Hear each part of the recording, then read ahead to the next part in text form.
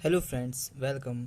तो class 12th का English subject का चैप्टर नंबर 1 है द लास्ट लेसन। तो दोस्तों, ये एक स्टोरी भी है, तो आप इसको एक स्टोरी के जैसे भी सुन सकते हैं। ये एक बच्चे और एक टीचर की इमोशनल स्टोरी है, तो आप लोग इसको इमोशनल स्टोरी के जैसे सुन सकते हैं। और अगर आप लोग क्लास 12th में आ गए हैं तो भी दोस्तों आप लोग इसको सुन सकते हैं, पढ़ सकते हैं, क्योंकि दोस्तों ये जो चैप्टर है ये इंग्लिश का आप क्लास 12th वाले बच्चों का फर्स्ट चैप्टर है और सारे चैप्टर्स अपलोडेड हैं, आप लोग वहाँ से भी पढ़ सकते हैं हमारे चैनल से। तो चलिए फ्रेंड्स, शुरू करते हैं। तो दोस्तों, द लास्ट लेसन ये एक चैप्टर है, तो इसमें कुछ इंपॉर्टेंट कैरेक्टर्स हैं जिनको आप लोगों को समझ लेना चाहिए। सबसे पहला कैरेक्टर है फ्रेंड्स। फ्रेंड्स दोस्तों एक बच्चा है और M Hamel, mister M Hamel उसके एक टीचर हैं स्कूल के। ठीक है फ्रेंड्स। फ्रेंड्स वैसे तो मैं सारे सब्जेक्ट पढ़ा सकता हूँ, बट बात यह है कि सिर्फ इंग्लिश में ही मेरे 94 मार्क्स आए थे, तो इंग्लिश में मैं एक्सपर्ट हूँ। इस वजह से मैं सिर्फ इंग्लिश के ही चैप्टर्स पढ़ाऊँगा आप सभी को। तो हिंदी में फ्रेंड्स स्कूल जाने के लिए उस सुबह बहुत देर से निकला था। उसके फ्रांसीसी शिक्षक एम हेमिल, जो जैसा कि मैंने आपको बताया एम हेमिल उसके टीचर थे, फ्रेंड्स एक बच्चा था, ने कहा था कि वह प्रिंसिपल्स पर कक्षा के सवाल करेंगे। प्रिंसिपल फ्रेंच उसके बारे में एक शब्द भी नहीं जानता था और अपने शिक्षक की डांट से डरता था। यह तेज धूप वाला दिन था। एक क्षण के लिए फ्रेंच ने भाग जाने और बाहर दिन बिताने के बारे में सोचा। फ्रेंच के लिए पक्षियों का चहचहाना और प्रशिक्षु सैनिकों की कदम ताल प्रिंसिपल्स के नियमों से कहीं अधिक आकर्षण था। हालांकि फ्रेंच प्रो लिस्बन में लड़ने में सक्षम था और तीव्र गति से स्कूल की ओर चला गया। तो दोस्तों फ्रेंच स्कूल इसलिए नहीं जाना था क्योंकि उसके जो टीचर थे मिस्टर एम हेमिल, उन्होंने उसे बोला था कि कल हम प्रिंसिपल्स के ऊपर तुमसे सवाल पूछेंगे, और फ्रेंच को इसके बारे में कुछ भी नहीं पता था, इसलिए वो स्कूल जाना नहीं चाहता था। जब वो स्कूल की ओर चला गया, स्कूल के हुए जाते हुए फ्रेंच एक कस्बे के हॉल से गुजरा। उसने एक समाचार बोर्ड के सामने भीड़ को देखा। पिछले 2 वर्ष से सभी बुरी खबरें उससे प्राप्त हो रही थीं और फ्रेंच ने सोचा कि इस बार क्या मामला है। वैसे ही वह आगे बढ़ा। वाचार एक लोहार ने उसे बुलाया और कहा कि स्कूल पहुंचने के लिए बहुत समय है। फ्रेंच ने उसे सोचा कि वह मजाक उड़ा रहा है और हाफता हुआ स्कूल पहुंचा। जैसा कि आप समझ ही गए होंगे फ्रेंड्स, क्योंकि ये हिंदी में बता रहा हूँ मैं, क्योंकि कमेंट्स आए थे कि ये आप सर इंग्लिश में बताते हैं लेकिन आप हिंदी में ज़्यादा बताएं। तो एम हेमिल का असामान्य व्यवहार। जब फ्रेंच स्कूल पहुंचा तो उसने देखकर बहुत आश्चर्य हुआ कि सब कुछ शांत था। सामान्यतः जब स्कूल प्रारंभ होता है तो वह बहुत अधिक हंगामा और चहल पहल होती है। उसने एक दिन सब कुछ ऐसे शांत था जैसे रविवार की सुबह होता था। फ्रेंच ने ध्यान दिया कि उसके साथ सहपाठी, उसके जो क्लासमेट्स थे, पहले से ही अपनी सीट स्थान पर बैठे थे और एम हेमिल अपने लोहे के स्केल को अपनी बाह में दबाए ऊपर नीचे चल रहे थे। उसे सबके सामने दरवाजा खोलकर अपनी सीट स्थान पर पहुंचना था। वह शर्मिंदा और बहुत डरा हुआ था। उसे सबसे अधिक आश्चर्य और असमंजस इस बात का से हो रहा था कि उसे डांटने के स्थान पर एम हेमिल ने उसे बहुत दयालुता से बात की और उसे अपनी सीट पर जाने के लिए कहा। फ्रेंच ने स्कूल में कई असामान्य चीज़ों पर ध्यान दिया। फ्रेंच के शांत होने के बाद उसने देखा कि एम हेमिल एक विशेष परिधान पोशाक, एक स्पेशल ड्रेस पहने हुए हैं जिसे वह केवल विशेष अवसरों पर पहनते हैं। संपूर्ण स्कूल बहुत अजीब लग रहा था। माहौल में गंभीरता व्यक्ति थी, लेकिन जिस बात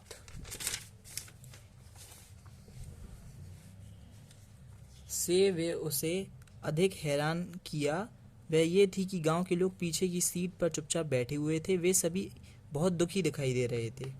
बर्लिन फ्रेंच अपने आसपास के परिवर्तनों को देखकर अभी से हैरान था। तब एम हेमिल उसकी कुर्सी पर बैठ गए और एक भयानक उद्घोषणा की। उन्होंने शिक्षा को बताया कि ये उनका अंतिम फ्रेंच पाठ था। बर्लिन से ऑल्स और लॉरेन की विद्यालयों में केवल जर्मन भाषा पढ़ाने का आदेश आया था और अगले दिन वह एम हेमिल विद्यालय छोड़ने वाले थे। नन्हे फ्रेंच के लिए ये शब्द एक सदमा था। अब उसे कस्बे के हॉल में एकत्रित भीड़ के बारे में याद आ गया।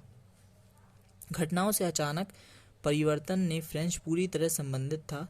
इस तरह बात का पछतावा था उसे इस बात का पछतावा था कि जब वह उसके पास समय था तब उसने अपनी पाठ नहीं सीखे थे। अब वह उसे कभी भी नहीं सीख पाएगा। उसने अपने बहुमूल्य समय कक्षा के बाहर बेकार की गतिविधियों में व्यतीत कर दिया। सॉरी फ्रेंड्स, जैसे उसने अपना टाइम जैसे क्लास के बाहर व्यतीत कर दिया, क्योंकि जब उसके पास टाइम था तब वो सीख नहीं पाया, लेकिन जब वो उसको छोड़ के जाने वाले हैं उसके टीचर, जब वो सीख नहीं पाएगा तब उसको याद आ रहा है कि उसने फालतू की चीज़ों में अपना टाइम यूज़लेस किया।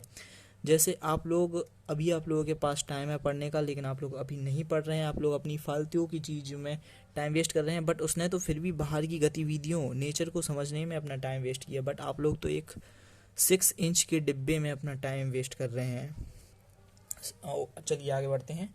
जैसे कि पक्षियों के अंडे की तलाश करना, सर्द नदी पर फिसल स्लाइडिंग के लिए आदि जाना। उसकी किताबें जो उसके लिए परेशानी का कारण थी, अचानक से पुराने मित्रों की तरह गले लगने लगी थीं। अपने अध्यापक के लिए उसकी भावनाएं भी बढ़ने लगी थीं। जैसे फ्रेंड्स, आपको अपनी किताबें अभी बहुत बोझ लगती हैं कि कौन इस पढ़ाई में विदे। जब आप लोग दोस्तों अपनी लाइफ में आगे सक्सेसफुल नहीं हो पाएंगे और प्रॉब्लम्स आएंगी, तब आप लोगों को इन्हीं किताबों की याद आएगी, लेकिन आप उस टाइम कुछ कर नहीं पाएंगे। यह विचार कि एम हेमिल दूर जा रहे थे और फ्रेंच उन्हें पुनः कभी नहीं देख पाएगा के कारण से वह सब भूल गया, और एम हेमिल की कितने पागल थे फ्रेंच को उसके लिए बहुत दुख हुआ। यह उनके हेमिल को अंतिम पाठ के सम्मान के लिए था कि उन्होंने हेमिल से अच्छे कपड़े पहने थे और गांव के लोग उनके प्रति अपनी कृतज्ञता प्रकट करने हुए और अपने देश और अपनी भाषा के प्रति सम्मान प्रदर्शित करने के लिए एकत्रित हुए थे। उसके बाद फ्रेंड्स, मैं सॉरी फिर से, लेकिन जैसे आप लोग अभी अपना टाइम सिर्फ फ़ोन चलाने में वेस्ट कर रहे हैं, जब आप लोगों के पास टाइम नहीं होगा तो आप लोग बहुत पछताएंगे। इसलिए मेरा एडवाइस है कि आप लोगों को बाद में पछताना ना पड़े, इसलिए आप लोग अभी पढ़ाई करें। जब फ्रेंच यह सब सोच रहा था तब उसने अपना नाम पुकारते हुए किसी को सुना। वह सुनने की बारी उसकी थी कि उन नियमों को ऊंचे व स्पष्ट स्वर में सुना सकता है, लेकिन दुर्भाग्यवश वह प्रथम शब्दों में ही उलझ गया। वह शर्मिंदा था और मेज को पकड़कर खड़ा हो गया। एम हेमिल ने कहा कि वह उसे डांटेंगे नहीं। उन्होंने भविष्य में कुछ समय के लिए सीखने की आदत बंद करने की आदत के लिए ओलस के लोगों को आलोचना की। मतलब वो ये कहना चाहते हैं कि आप लोगों को उस चीज़ को सीखने के लिए आप लोगों ने आदत नहीं बनाई, इसलिए आप लोग ये नहीं सीख पाए। उन्होंने उसकी पढ़ाई में रुचि नहीं लेने के लिए उनके माता पिता पर आरोप लगाया।